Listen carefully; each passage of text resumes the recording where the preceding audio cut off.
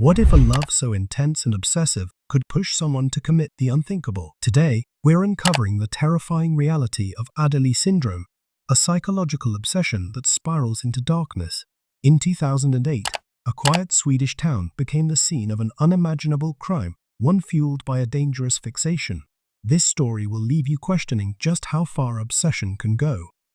Hit that subscribe button, because you won't want to miss what happens next. Hi everyone, welcome to my channel. Today, we're diving into a troubling case that ties into a psychological condition known as Adderley syndrome. This term describes a deep, unhealthy obsession one person can have with another. It's named after Adderley Hugo, the youngest daughter of a famous French writer. She was a talented pianist and a beautiful woman, but her unrequited love drove her to a tragic path. Her obsession took over her life, causing years of heartache for both her and the man she loved. She spent 43 years of her 84-year life in a psychiatric hospital. Obsessions like these can often spiral out of control, leading to desperate and even dangerous actions. One extreme case that shocked Europe was that of Emma Young-Stig in 2008, a case that left a lasting mark on Swedish forensic history. Emma was born on February 16, 1985, in Stockholm, where she grew up with her older sister, Katharina. At 19, she married Nicholas, a young man she had been dating since high school. They had two children, Max and Saga. But the pressures of young parenthood soon led to their separation. Emma moved with her children to a small town called Arboga to be with her new partner, Tony Hellberg, whom she had met online. Tony was understanding and accepted her children as his own. They planned to marry in the summer of 2008. But fate had other plans. On March 17, 2008, a seemingly ordinary Monday, tragedy struck. Tony had left for work early that morning, while Emma stayed home with Max and Saga. As evening fell, she prepared dinner while chatting online with her sister. Around 6:30 p.m., Tony called to say he would be late, and Emma continued her routine. But at 7:07 p.m., her communication with Katharina suddenly stopped. Worried, Katharina tried calling Emma but got no response. She then called Tony, who was just arriving home. When Tony entered the house, he was horrified to find a scene of chaos and blood. His family had been brutally attacked. Emma, Max, and Saga were all found with severe head injuries, lying in pools of blood. Despite the severity of their wounds, they were still alive when paramedics arrived. The medical team rushed them to the hospital, where their conditions were critical. The investigation began immediately, with forensic experts searching for clues in the house, which was in complete disarray. The brutality of the attack suggested a deep personal motive. Tony was initially suspected, but he had an alibi that was confirmed by his colleagues and CCTV footage. The crime scene was chaotic, with the perpetrator having completed the attack within 13 minutes. The weapon, believed to be a hammer, was never found. This case highlights the dark side of human obsession and the lengths it can drive someone to. Stay tuned as we continue to explore more such harrowing cases. After Tony was questioned, the investigators decided to take a detailed statement from him, hoping he might recall something crucial to the investigation. However, Tony couldn't remember anything specific. Everything seemed normal until he discovered the chaos and the bodies on the floor. The only odd thing he noticed was the unlocked front door, which suggested that Emma might have let the intruder in. After the questioning, Tony was released, but he had already informed Emma's family about the tragic events. Emma's parents, upon hearing the news, rushed to the hospital from Stockholm, but on their way, they heard devastating news on the radio. Max and Saga had succumbed to their injuries without ever regaining consciousness. With Tony cleared, the investigators turned their focus to a new suspect, Emma's ex-husband and the father of her children, Nicholas. The couple had been divorced for over a year, and their relationship had been far from peaceful. They constantly argued and fought over custody of the children, with Nicholas even threatening Emma at one point, a threat she reported to the police. It seemed plausible that, in his frustration over losing custody, Nicholas might have taken a desperate and violent step. He was soon tracked down and taken into custody. When told of his children's deaths, Nicholas was devastated, sobbing uncontrollably and insisting that there must have been some mistake. He was stunned when charged with the crime and vehemently denied any involvement, saying he would never harm his beloved children. When asked where he was at the time of the crime, Nicholas said he was in another city on business. Though his story seemed suspicious, it was soon confirmed that he was indeed 120 miles away when the attack occurred. Meanwhile, forensic investigators continued their work at the crime scene, searching for any clues that might lead them to the real perpetrator. The attacker had worn gloves, leaving no fingerprints behind, and the chaos caused by the medics had made it difficult to distinguish any footprints. Fearing for Emma's safety as the sole survivor and a potential witness, the authorities placed a 24-hour guard outside her hospital room. In the course of their investigation, police interviewed neighbors and potential witnesses.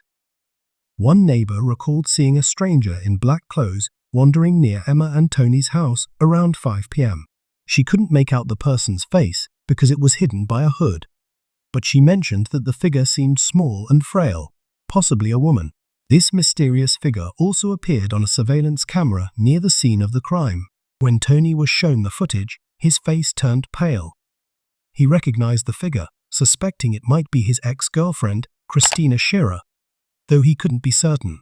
Christina Scherer, born in Hanover, Germany, in 1977, had a troubled childhood. After her father abandoned the family, she grew up with emotional difficulties. Though she was also determined and driven, she traveled extensively, studying history and archaeology, and participating in numerous expeditions across Europe. In the summer of 2006, Christina was working as a tour guide at a hotel in Crete when she met Tony, who was vacationing there. The two quickly became involved in a brief romance, despite the small age difference. After Tony returned to Sweden, they continued to stay in touch. A few months later, Christina unexpectedly arrived in Sweden, asking to stay with Tony. He found her behavior intrusive and tactless. When she suggested a weekend trip to the mountains, Tony refused, hoping it would be their last encounter. Despite Tony's clear rejection, Christina continued to call and insist on meeting him. In January 2007, during a phone conversation, Tony told Christina that their relationship was over and they should no longer meet. However, Christina pretended not to hear and persisted in calling, asking to visit him and suggesting vacations together. In the spring of 2007, Christina traveled to Sweden again, this time essentially stalking Tony. She tried to persuade him to rekindle their relationship, even though Tony had already moved on and was dating someone else. Christina claimed that she had left some belongings at his house during her last visit and needed to retrieve them. When Tony agreed, she attempted to seduce him, but upon being firmly rejected, she ominously told him that he would regret his decision. 3 months later, Christina returned once more, apologizing for her previous behavior and again trying to convince Tony to get back together. When he rejected her again, Christina called him that evening, claiming she had swallowed pills because she couldn't live without him. Tony called an ambulance and informed her family, urging them to seek psychiatric help for Christina. She was admitted to a psychiatric hospital for over a month, but the treatment was largely ineffective, and Christina remained obsessed with Tony.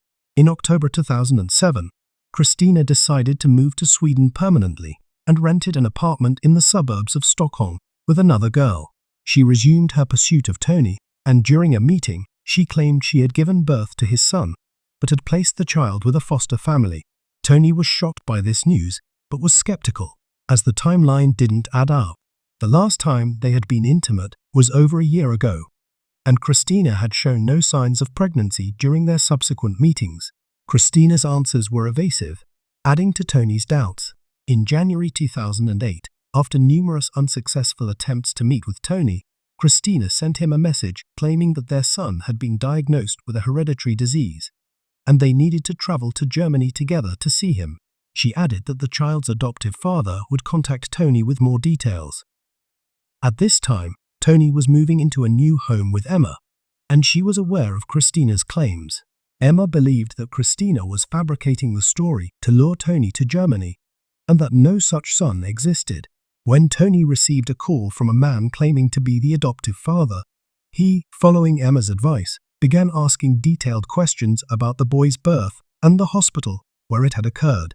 The man became annoyed and evasive, eventually hanging up the phone. This confirmed Tony's suspicion that Christina had made up the entire story and had someone play along. The detectives quickly located Christina's address, but when they arrived, her roommate informed them that Christina had packed her things the day before and returned to Germany. A check confirmed that Christina had indeed left the country, prompting Swedish police to seek assistance from their German counterparts to arrest her. On March 20th, an arrest warrant was issued, and Christina was apprehended in Germany. Upon her arrest, Christina claimed there had been a mistake and denied any involvement in the crime. However, when she was extradited to Sweden on March 29th, she immediately requested a meeting with Tony, which was denied. Throughout her detention, Christina remained calm, but repeatedly asked to meet or call her ex-boyfriend. A thorough search of Christina's rented apartment yielded no traces of blood on her clothes, but investigators had already identified a set of bloody shoe prints at the crime scene that didn't belong to any medics or family members. The tread pattern was traced to a specific brand of sneakers, and the size matched Christina's. Though she denied owning such shoes, her roommate confirmed that she did. More damning evidence was found on Christina's laptop. It contained numerous photos of Tony, both alone and with Emma, as well as photos of Emma and her children that Christina had copied from Emma's social media profiles. These images were captioned with insulting, threatening, and disturbing messages. The search history revealed queries on how to commit murder without leaving traces, how to hide evidence, and how to divert suspicion. Investigators also found a detailed plan of Tony and Emma's new home, along with notes on their daily routines. By the end of March, Emma's condition had stabilized, and doctors began bringing her out of the medically induced coma. Although she was initially unable to speak, it was clear from her gaze that she recognized her family members. However, she was confused about what had happened and how she had ended up in the hospital. Once Emma regained enough strength to speak, the police prepared to interview her, deciding not to reveal the tragic fate of her children just yet. Emma initially had no memory of the events from the day of the attack, and believed she must have been in a car accident. She repeatedly asked about her children, to which she received evasive answers at first. Eventually, her family and the medical team decided to tell her the truth. When Emma was informed that her children were no longer alive, she became hysterical and had to be sedated. Upon waking, she didn't remember the conversation and asked about her children again. This cycle continued for weeks, as Emma's brain seemingly refused to accept the tragic news, erasing it each time. About a month later, Emma was brought back to her home with the support of medics. Once inside, her memory of the day's events suddenly returned. She recalled texting her sister while setting the table, with her children playing nearby, when there was a knock on the door. Opening it, she saw a short, dark female figure who, when questioned, attacked her. Emma felt sharp pain and then blacked out. The figure forced her way into the house, and despite Emma's desperate attempt to protect her children, she collapsed in the hallway, where her attacker continued the assault. During the trial, Christina stubbornly denied her guilt. The murder weapon was never found, and much of the evidence was circumstantial, giving her a chance to escape conviction.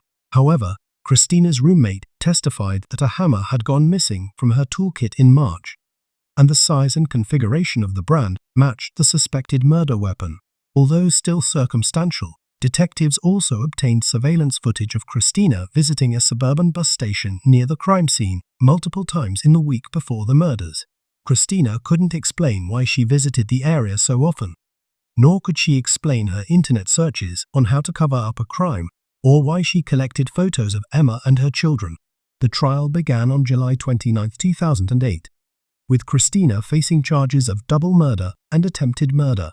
Her behavior in court was bizarre. She smiled and waved to the audience, and even laughed when shown graphic footage of the crime scene. This prompted some to believe she might be insane, but a psychiatric examination confirmed that she was sane and fully aware of her actions. Christina took pleasure in what she had done and made no effort to hide it. When Emma saw Christina in the courtroom, she fainted. Upon regaining consciousness, Emma confirmed that Christina's face was the last thing she saw on that fateful day. Despite the defense's efforts to prove Christina's innocence, the jury unanimously found her guilty on all charges. Christina was sentenced to life imprisonment with no possibility of release and was ordered to pay €20,000 in compensation to Emma. It was later confirmed that Christina had never been pregnant and had fabricated the story about having a son with Tony. Emma's recovery was long and challenging, but Tony stood by her side. They married in the summer of 2010 and are now raising 2 children together who are aware of the sad story of their older siblings. Thank you for watching. Please subscribe to my channel for more shocking